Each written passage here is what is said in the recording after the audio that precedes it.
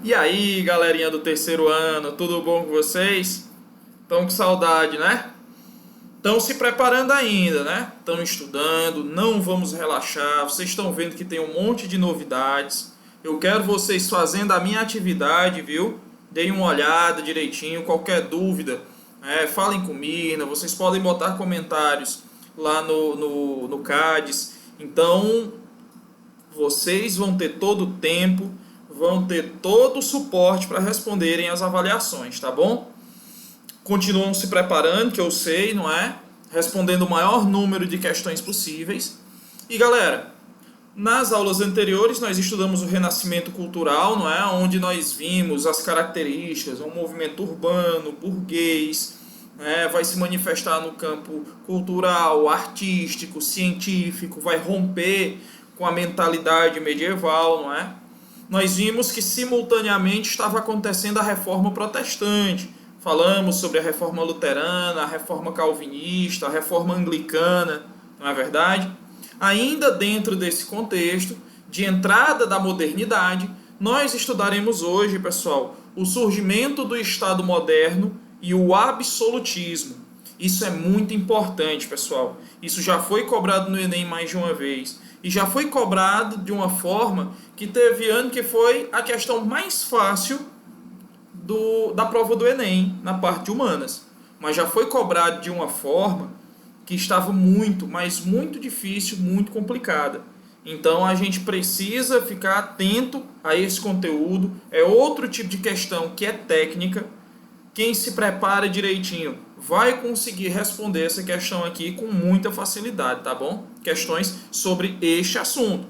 Então vamos lá, pessoal. Primeira coisa, vocês sabem que a gente sempre tem que dar uma analisada no contexto de como essas coisas acontecem. Dentro desse contexto, nós temos os antecedentes. O que é que vai favorecer o fortalecimento das monarquias nacionais, o surgimento do Estado moderno? Nós vamos ter, pessoal, a crise final da Idade Média. Aquela crise que vai juntar, a fome. Lembram do período da Grande Fome? Que é também como nós conhecemos aqui em casa no final do mês. Aqui a gente também passa pelo período da Grande Fome. Brincadeira, pessoal? Ave Maria. Graças a Deus, não. Nós vamos ter as pestes, e aí nós vamos ter a epidemia de peste bubônica, não é?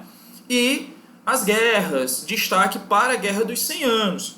Isso tudo, pessoal, vai levar a uma desorganização do sistema feudal.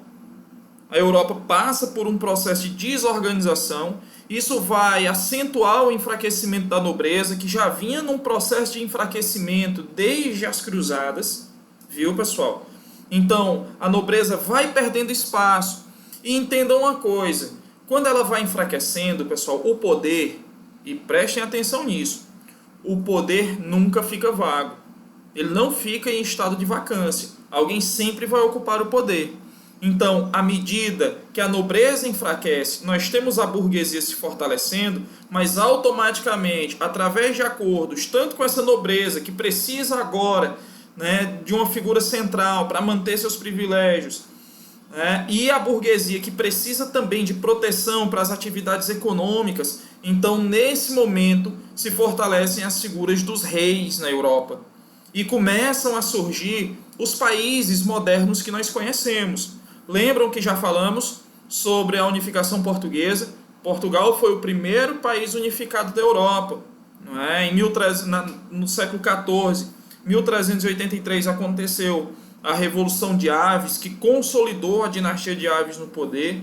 Então Portugal vai, naquele momento, ser o primeiro Estado nacional centralizado da Europa. Nós vamos ter a unificação da Espanha em 1492, com o casamento de Fernando de Aragão e Isabel de Castela. Aliás, desculpem, é o contrário, Isabel de Castela e Fernando de Aragão.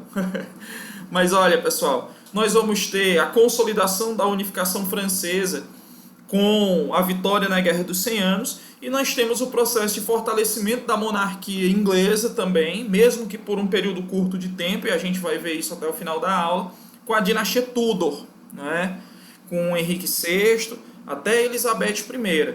Mas olha, pessoal, Então, é dentro desse contexto que surgem os Estados Nacionais. Quais são suas principais características? E isso aqui agora é importante, pessoal, é muito interessante a gente sempre saber disso aqui. Olha, nós vamos ter soberania do monarca. É o rei agora, pessoal, quem vai governar. É claro, ele não é um ditador, ele governa amparado por uma nobreza e por uma burguesia, viu?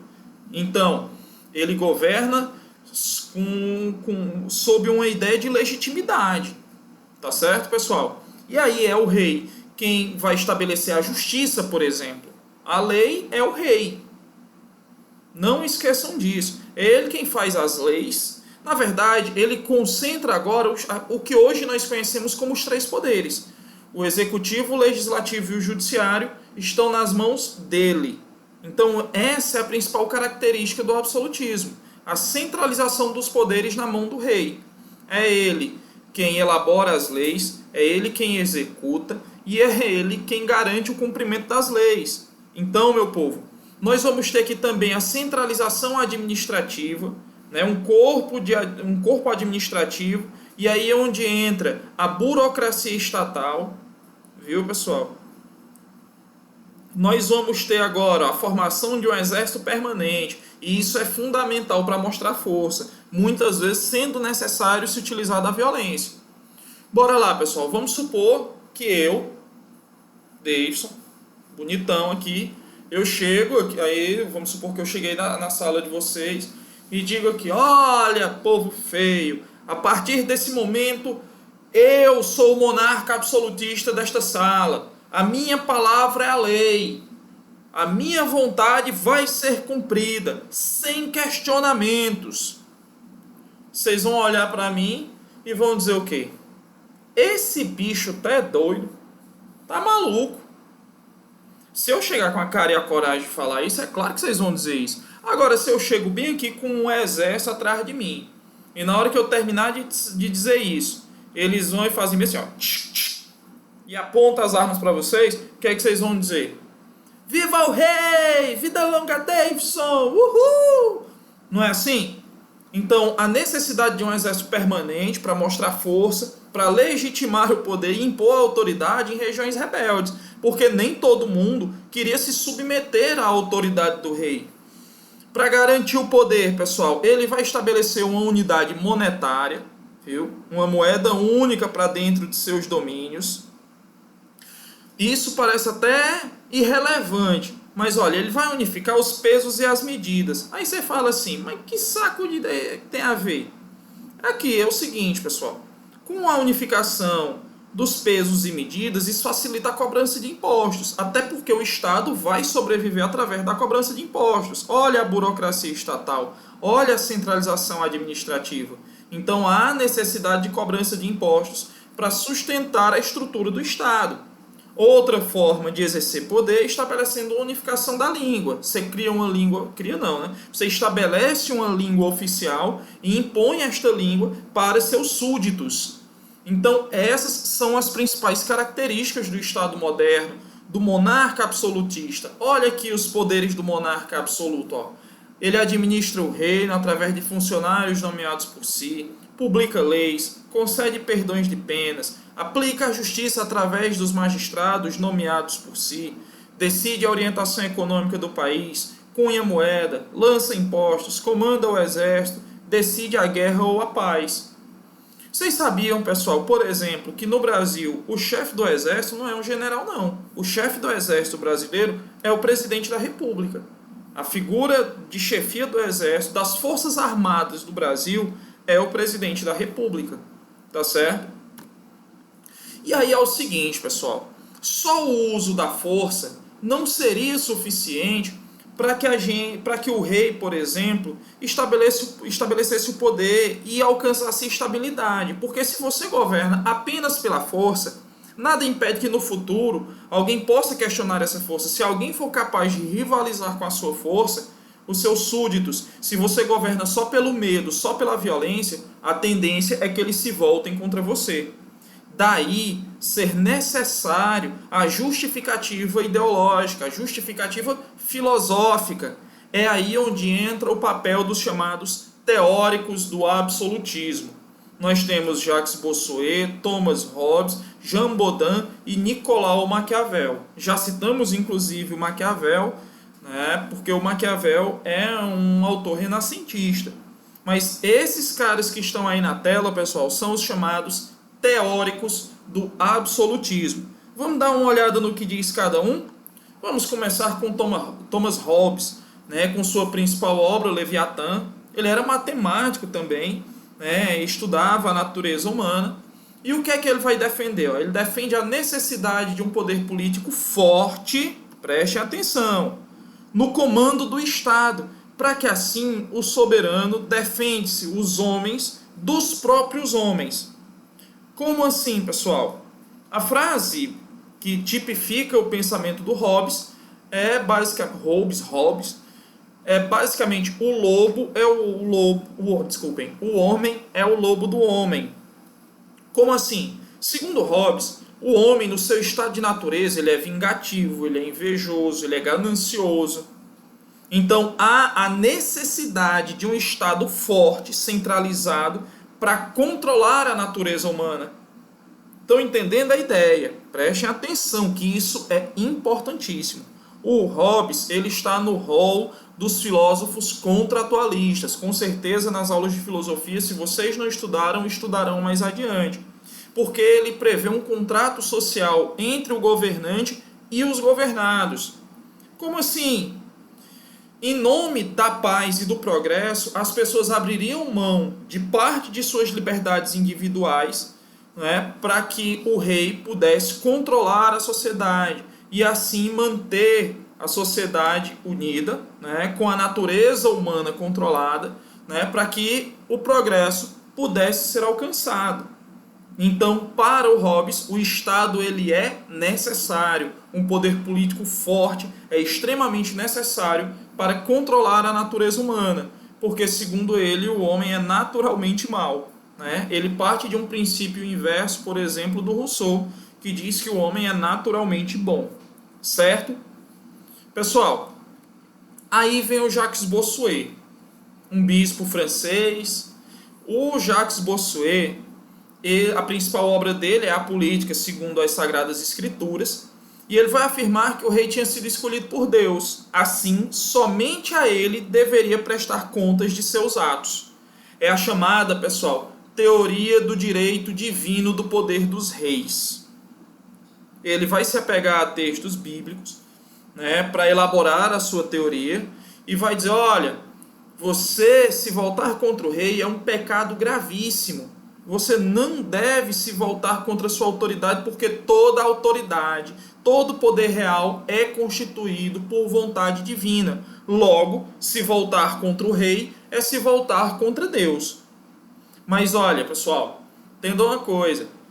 Quem mais vai se utilizar dessa justificativa são os reis franceses, principalmente a dinastia Bourbon. A dinastia Bourbon vai adorar isso aqui, o Luís XIV vai estabelecer esse princípio, por exemplo, e a partir dele, pessoal, ele vai impor a sua autoridade.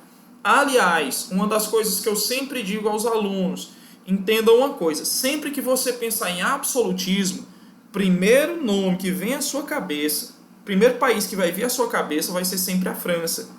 Né? E aí vem a figura do Luís XIV, o Rei Sol, o Estado sou eu. Né? A França foi o país europeu, foi o Estado nacional onde o absolutismo se mostrou mais forte. Não esqueçam disso. Aí vem o Jean Bodin. O Jean Bodin, parlamentar, era um intelectual, ele tem várias obras, a principal delas, a mais conhecida é a República, e ele vai comparar o poder do rei ao poder do pai de família. Delícia! Era essa peça que você queria? Alguém vai pegar a referência. Ele vai comparar o poder do rei ao poder do pai em uma família patriarcal. Como seria isso, pessoal? Dentro de um modelo de família patriarcal, a vontade do pai é incontestável. O Jean Bodin, pessoal, ele afirmava que o único limite para o poder do rei era a vontade divina. Tá certo? Da mesma forma que um filho obedecia ao pai, também um súdito deveria obedecer ao rei. Tá bom, pessoal? E o Nicolau Maquiavel, que escreveu a obra O Príncipe, né? O mais conhecido dos teóricos do absolutismo. O Enem já cobrou 2 questões específicas sobre ele, não é, pessoal? E aqui é um tal porém. A frase que mais simboliza o príncipe do Maquiavel seria essa: ó, o fim justificam os meios. Pessoal, os fins justificam os meios nunca foi escrito pelo Maquiavel. Ele nunca escreveu essa frase. Isso é uma interpretação que se dá. Porque o Maquiavel dizia que o príncipe, ou o governante no caso, ele deveria agir de todas as formas para se manter no poder. Sejam essas formas lícitas ou ilícitas. Mesmo que essas formas fossem eticamente ou moralmente condenáveis, o monarca deveria sempre agir para se manter no poder, tá certo? Então ele separa, né, a política, né, da ética do dia a dia, porque segundo ele a política tem sua própria ética. Olha, pessoal, deixa eu dizer uma coisa para vocês. Quando vocês pegarem a prova de humanas de vocês, pelo menos umas 5 questões, no mínimo 5 questões, são citações diretas de algum personagem ou de algum filósofo na história. Meu povo, se cair questão sobre qualquer um desses caras citados, essa questão vai envolver absolutismo. Então, quando a gente estiver respondendo questões sobre esse assunto, eu vou mostrar para vocês uma tática para a gente nunca, jamais, de jeito nenhum, errar uma questão sobre eles. Tá bom, pessoal? Se tiver lá, se o texto cobrado na questão for de algum desses caras, nós não erraremos essa questão nunca. Tá bom, pessoal? E aí, para a gente finalizar a nossa aula, estão aqui 2 grandes expoentes, né, do absolutismo monárquico. Nós temos aqui a Elizabeth I, né, que governou a Inglaterra no auge do absolutismo inglês. Depois que a Elizabeth I morreu, sem deixar herdeiros, que vem a dinastia Stuart, a monarquia inglesa passa a enfraquecer e a Inglaterra vai ser o primeiro país da Europa posteriormente a abolir o absolutismo. Daqui do outro lado, esse cara todo estiloso, e depois, mais adiante, quando a gente estiver falando sobre a sociedade do Antigo Regime, a gente vai explicar o motivo dessas vestes aqui do Luís XIV. O Luís XIV é o maior expoente do absolutismo, né? Foi ele quem disse a famosa frase: o Estado sou eu. Ficou conhecido como o Rei Sol. Ele vai revogar o Edito de Nantes, por exemplo, na França, que estabelecia liberdade religiosa para protestantes, e vai voltar a perseguir com muita violência aqueles que ele julgava serem seus inimigos. Foi ele quem mandou construir o famoso Palácio de Versalhes. Palácio de Versalhes gigantesco, um dos maiores símbolos do absolutismo, é um símbolo nacional da França até os dias atuais. Tá bom, pessoal? Então, por hoje é só, tá bom? Não esqueçam de fazer a atividade avaliativa de vocês, galera. Vai ser contado ponto. A gente vai, né, passar dessa fase. Nós vamos, no futuro próximo, contar a história de tudo isso que está acontecendo para nossos filhos, netos ou a quem interessar, não é, num futuro próximo. Tá bom, pessoal? Então, tchau, tchau. Beijão para vocês, pessoal.